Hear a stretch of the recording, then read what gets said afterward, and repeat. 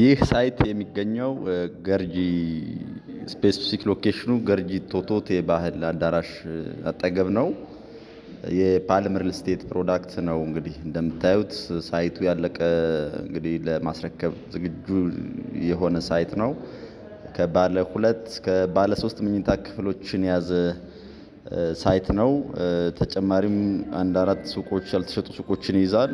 ፍላጎት ያላችሁ ደንበኞች ነገ ዛሬ ሳትሉ በስር በምናስቀምጠው ስልክ በመደወል መረጃ መውሰድ ትችላላችሁ።